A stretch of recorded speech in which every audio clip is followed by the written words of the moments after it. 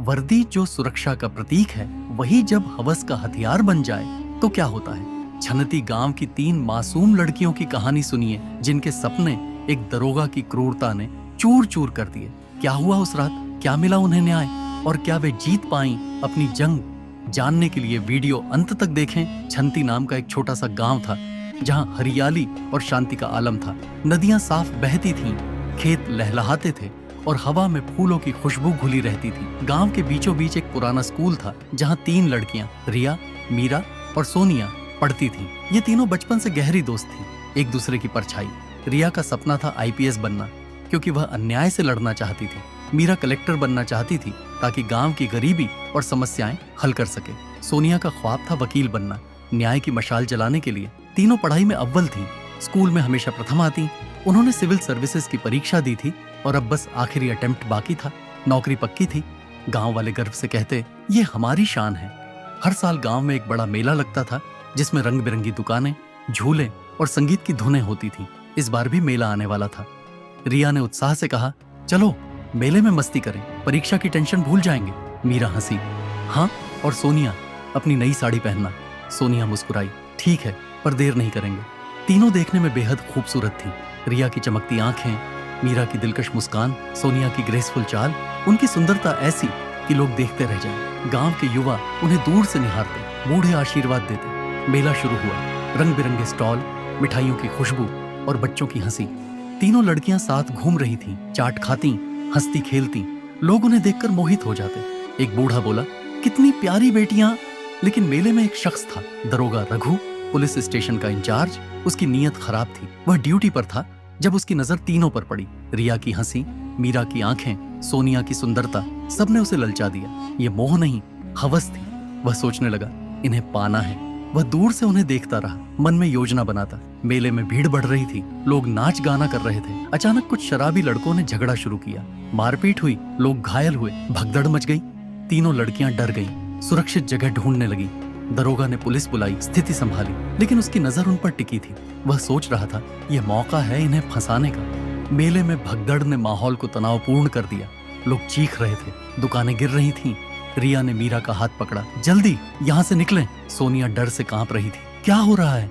कुछ लोग जमीन पर गिरे, चोटिल हुए। दरोगा रघु पुलिस फोर्स के साथ आया, लाठियां चलाईं, शराबियों को पकड़ा, लेकिन उसकी आंखें तीनों लड़कियों को ढूंढ रही थी। वे भीड़ में फंस गई थी। दरोगा ने मौका देखा और उन्हें पकड़ लिया। तुम तीनों ने झगड़ा कराया, वह चिल्लाया। रिया ने विरोध किया, सर हमने कुछ नहीं किया, हम तो बस घूम रहे थे। मीरा बोली, प्लीज हमें छोड़ दो। सोनिया की आंखों में आंसू थे। गांव वालों ने देखा, कुछ ने कहा, दरोगा साहब ये बेकसूर हैं, लेकिन रघु की हवस ने उसे अंधा कर दिया। वह बोला, कानून अपना काम करेगा। उसने तीनों को जीप में बिठाया और थाने ले गया। थाने में अंधेरा था, एक बल्ब की मध्यम रोशनी। लड़कियों को जेल में बंद कर दिया गया। वे डरी हुई थीं, एक दूसरे से लिपट गईं। रिया बोली, यह गलत है, हमारी परीक्षा बर्बाद हो जाएगी। मीरा ने कहा, गांव वाले हमें बचाएंगे। सोनिया चुप थी, डर से कांप रही थी। दरोगा अंदर आया, उसकी आंखों में खतरनाक चमक। तुम बहुत सुंदर हो, वह बोला। मैं तुम्हें छोड़ सकता हूँ, लेकिन शर्त है। रिया ने पूछा, क्या शर्त? दरोगा हंसा, 3 दिन तक मेरे साथ सोना होगा। यह सुनकर लड़कियां स्तब्ध रह गईं। उनके पैरों तले जमीन खिसक गई। रिया चिल्लाई, ये क्या बकवास है, आप पुलिस हो? मीरा रो पड़ी, हमारी जिंदगी बर्बाद हो जाएगी। सोनिया गिड़गिड़ाई, प्लीज ऐसा मत करो। दरोगा का चेहरा गुस्से से लाल हो गया। मना कर रही हो? वह गरजा, अब तुम्हारी जिंदगी तबाह कर दूंगा। उसने सिपाहियों को बुलाया, इन्हें अलग अलग सेल में डालो। तीनों को अलग कर दिया गया। वे चिल्लाती रहीं, लेकिन कोई नहीं सुना। रात गहरा रही थी, गांव सो चुका था। दरोगा शराब पीकर लौटा, उसकी आंखें लाल। वह पहले रिया के सेल में गया, दरवाजा खोला। रिया जाग गई। क्या कर रहे हो? वह चिल्लाई। दरोगा बोला, आज तो मेरी है। रिया ने विरोध किया, धक्का दिया, लेकिन वह मजबूत था। उसने उसे पकड़ा, कपड़े फाड़े और 30 मिनट तक उसकी इज्जत लूटी। रिया चीखती रही, बचाओ, लेकिन थाने में सिर्फ उनकी चीखें थीं। दरोगा बाहर आया, संतुष्ट, लेकिन उसकी हवस अब भी बाकी थी। रात लंबी थी और उसका इरादा और भी खतरनाक। रिया की चीखें सुनकर मीरा और सोनिया डर से सिकुड़ गईं। मीरा ने सलाखों से चिल्लाया, रिया क्या हुआ? लेकिन जवाब की जगह सन्नाटा था। दरोगा रघु रिया के सेल से बाहर आया, पसीने से तर, आंखों में हवस की चमक। वह अब मीरा के सेल की ओर बढ़ा। दरवाजे की चरमराहट से मीरा जाग गई। प्लीज मत आओ, वह गिड़गिड़ाई, सलाखों से चिपक कर। दरोगा हंसा, चुप रहे, अब तेरी बारी। मीरा ने विरोध किया, मैं चिल्लाऊंगी, लेकिन दरोगा ने उसे दबोच लिया। उसने मीरा के कपड़े फाड़े और वही क्रूरता दोहराई। 30 मिनट तक मीरा चीखती रही, कोई मदद करो। लेकिन थाने का अंधेरा उसकी आवाज निगल गया। वह बेहोश हो गई, उसका शरीर दर्द से अकड़ गया। अब सोनिया की बारी थी। वह सबसे छोटी थी, मासूम। दरवाजा खुलते ही वह रोने लगी। मुझे छोड़ दो, मैंने क्या किया? दरोगा बोला, तू सबसे खूबसूरत है, आज तू मेरी। सोनिया ने भागने की कोशिश की, लेकिन सेल में कहां छिपती। दरोगा ने उसे पकड़ा, कपड़े फाड़े और अपनी हवस मिटाई। सोनिया की चीखें थाने में गूंजती रही। रात भर यह सिलसिला चलता रहा। दरोगा बार बार उनके पास जाता, उनकी इज्जत लूटता। तीनों चीखती, रोती, गिड़गिड़ाती, लेकिन कोई नहीं आया। उनकी आवाजें दीवारों से टकराकर लौट रही थी। सुबह होने तक उनके शरीर पर नीले निशान थे, चेहरों पर आंसुओं के धब्बे। वे जीवित थीं, पर आत्मा मर चुकी थी। सुबह की किरणों के साथ गांव जागा। एक सिपाही ने रात की बात सुनी और गांव वालों को खबर दी। लोग थाने की ओर दौड़े। दरोगा ने क्या किया? एक बुजुर्ग चिल्लाया। भीड़ इकट्ठा हो गई। कुछ ने थाने का दरवाजा पीटा। दरोगा बाहर आया, शराब की गंध ली। क्या हंगामा है? वह डांटा। एक युवक चिल्लाया, तूने उन मासूमों के साथ क्या किया? भीड़ गुस्से में थी। सिपाही ने दरवाजा खोला। लोग अंदर घुसे। तीनों लड़कियां बेहोश पड़ी थीं, कपड़े फटे हुए। गांव की औरतें रो पड़ी। हाय, इनके साथ ये क्या हुआ? उन्हें तुरंत अस्पताल ले जाया गया। डॉक्टरों ने देखा, सिर झुका लिया।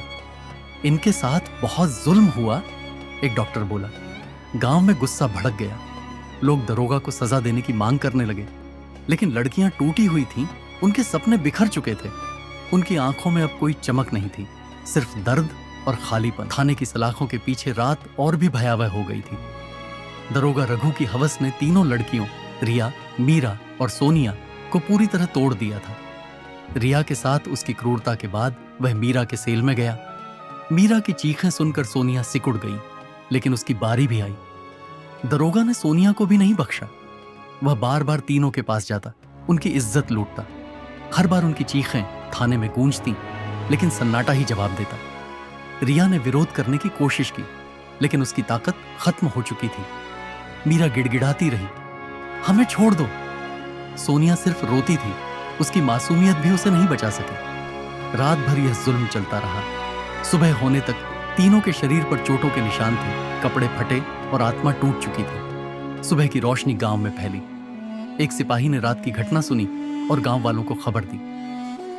दरोगा ने बेटियों के साथ गलत किया। यह सुनकर लोग थाने की ओर दौड़े। एक बुजुर्ग चिल्लाया, यह क्या अनर्थ हुआ? भीड़ ने थाने का घेराव किया। कुछ युवकों ने दरवाजा पीटा। दरोगा बाहर आया, उसकी सांसों में शराब की गंध। क्या हंगामा है? वह चिल्लाया।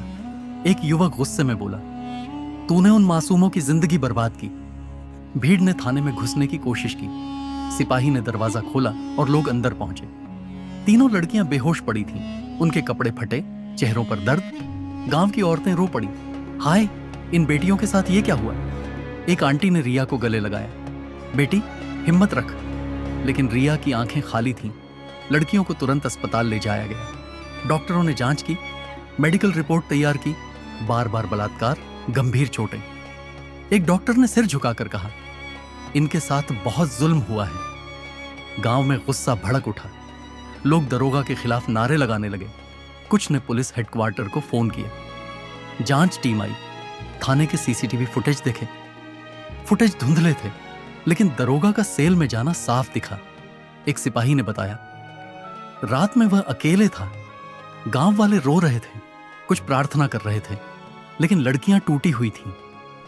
रिया ने मीरा से कहा, हमारा सब कुछ खत्म हो गया। मीरा बोली, कैसे जिएंगे अब? सोनिया चुप थी, उसकी आंखों में डर जम गया था। गांव में आग सी फैल गई। लोग दरोगा को फांसी की मांग करने लगे। अस्पताल की ठंडी दीवारों और दवाइयों की गंध ने तीनों लड़कियों, रिया, मीरा और सोनिया, के दर्द को और गहरा कर दिया। वे अलग अलग बिस्तरों पर पड़ी थीं, शरीर पर चोटों के निशान, आंखों में खालीपन। डॉक्टरों ने मेडिकल जांच की। रिपोर्ट में लिखा, बार बार बलात्कार, गंभीर शारीरिक और मानसिक आघात। रिया की मां बेटी का हाथ थामे रो रही थी, मेरी लाडली, तूने क्या गुनाह किया? मीरा की छोटी बहन चुपके से आंसू पोंछ रही थी। सोनिया के पिता बाहर खड़े थे, गुस्से और शर्मिंदगी में डूबे। गांव वाले रोज आते, फल और फूल लाते। एक बुजुर्ग आंटी ने रिया से कहा, बेटी हिम्मत रख, वह दरिंदा सजा पाएगा।